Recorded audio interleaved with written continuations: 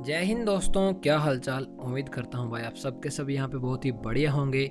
आज की इस वीडियो में हम यहाँ पे कंपैरिजन करने वाले हैं दोस्तों iQOO के G9X स्मार्टफोन का Vivo के T2X स्मार्टफोन के साथ में। तो कंपैरिजन स्टार्ट करने से पहले दोस्तों एक बात मैं आपको यहाँ पे बता दूं कि iQOO का G9X स्मार्टफोन और दोस्तों Vivo का T3X स्मार्टफोन दोनों ही स्मार्टफोन यहाँ पे बिल्कुल सेम दिए गए हैं दोस्तों।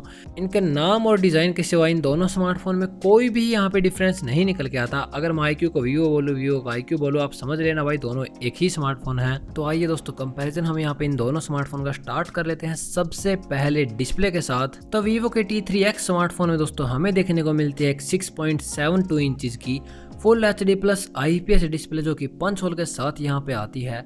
120 हर्ट्ज का रिफ्रेश रेट दिया गया है भाई। 1000 इंच की पीक ब्राइटनेस दी गई है दोस्तों। कोई भी HD10+ का सपोर्ट आपको यहाँ पे देखने को नहीं मिलेगा। दूसरी ओर Vivo के स्मार्टफोन में हमें देखने को मिलती है एक 6.58 इंचेस की full HD plus IPS display दोस्तों। बट ये डिस्प्ले भाई पुराने जमाने की वाटर ड्रॉप नोच के साथ यहाँ पे आती है और हमें बिल्कुल नॉर्मल सा किरकिरा 60 हर्ट्ज का ही रिफ्रेश रेट दिया गया है भाई। कम से कम Vivo ने 90 हर्ट्ज का रिफ्रेश रेट तो यहाँ पे देना चाहिए था। और ब्राइटनेस भी दोस्तों Vivo ने हमें यहाँ पे बस सिर्फ 680 निट्स की दी गई है। ओवरऑल भाई यहाँ पे अपग्रेड की अगर मैं बात करूँ तो दोस्तों डिस्प्ले तो वैसे सेम रखी गई है, सेम साइज है, सेम पैनल है। बट यहाँ पे भाई 60 से हटाकर रिफ्रेश रेट 120 हर्ट्ज का कर दिया। तो सबसे बड़ा इंप्रूवमेंट भाई हमें यहीं पे देखने को मिलता है।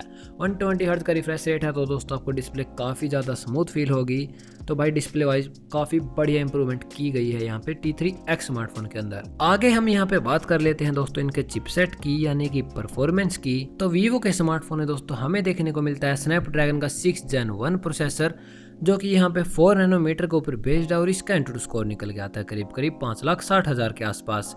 LPDDR4X की इन्होंने यहाँ पे रैम दी गई है और UFS 2.2 की स्टोरेज देखने को मिल जाएगी। दूसरी ओर Vivo के T2X स्मार्टफोन में हमें देखने को मिलता है MediaTek का Dimensity 6220 प्रोसेसर जो कि भाई यहाँ पे 7 नैनोमीटर के ऊपर बेस्ड है। और इसका एंट्री स्कोर निकल के आता है करीब करीब 3,90,000 के आसपास। दोनों ही स्मार्टफोन में हमें यहाँ पे LPDDR4X की रैम और UFS 2.2 की स्टोरेज दी गई है। तो यहाँ पे भाई ओवरऑल परफॉर्मेंस की बात करें तो भाई काफ़ी सबसे बड़ा जो इम्प्रूवमेंट है वो यहीं पे हमें नज़र आता है। 6020 प्रोसेसर से हटाकर यहाँ पे स्नैपड्रैगन 6 Gen 1 दे दिया है। यहाँ पे परफॉर्मेंस में लगभग 30 से 40% जंप किया गया है। यहाँ पे भाई आप गेमिंग कर सकते हैं high to ultra extreme settings के अंदर। तो परफॉर्मेंस के रिगार्डिंग भाई आपको बिल्कुल भी प्रॉब्लम फील नहीं होगी। इस बजट के अंदर सबसे बेस्ट परफॉर्मेंस हमें यहाँ पे Vivo T3X स्मार्टफोन प्रोवाइड कर देगा। और अब हम यहाँ पे बात कर लेते हैं दोस्तों इनके कैमरा सेटअप की। तो Vivo के T3X स्मार्टफोन में हमें देखने को मिलता है भाई एक ड्यूअल कैमरा सेटअप, घिसा पीटा सा ड्यूअल कैमरा है भाई। 50 मेगापिक्सल का प्राइमरी कैमरा है और दूसरा कैमरा भाई यहाँ पे एक 2 मेगापिक्सल का डेप्थ कैमरा दिया गया है। सेम यही कैमरा सेटअप भाई हमें Vivo के T2X स्मार्टफोन में भी देखने को मिलता था। दूसरे Vivo के T2X स्मार्टफोन में भाई हमें यही कैमरा सेटअप मिलता है सेम। 50 का प्राइमरी कैमरा, 2 मेगापिक्सल का डेप्थ कैमरा। कोई भी इंप्रूवमेंट यहाँ पे नहीं की गई भाई। एक अल्ट्रा वाइड एंगल कैमरा तो ऐड करना चाहिए था एटलीस्ट। मैक्सिमम वीडियो सपोर्ट की बात करें तो दोनों स्मार्टफोन में हम अब भी सिर्फ 1080p वीडियो शूट कर पाएंगे।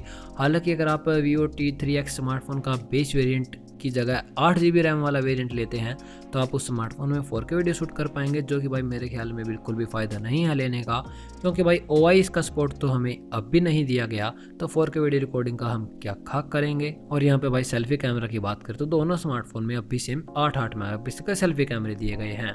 तो कैमराज वाइज भाई बिल्कुल भी कोई इंप्रूवमेंट नहीं की यहाँ पे Vivo ने। सेम कैमरा सेटअप दिया गया है भाई। अब की बार परफॉर्मेंस कैमरास की सेम रहने वाली है। और अब हम यहाँ पे बात कर लेते हैं दोस्तों इनके बैटरीज की। तो Vivo के स्मार्टफोन में देखो दोस्तों हमें यहाँ पे पूरी 6000 mAh की बैटरी कैपेसिटी दी गई है। इजीली 2 दिन तक का बैटरी बैकअप निकाल के दे देगी ये आपको। और 44 वोल्ट की फास्ट चार्जिंग दी गई है। आपका फ़ोन 0 to 100% अराउंड 90 मिनट्स में चार्ज हो जाएगा। तो भाई आपके बैटरी की तरफ से मजे ही मजे।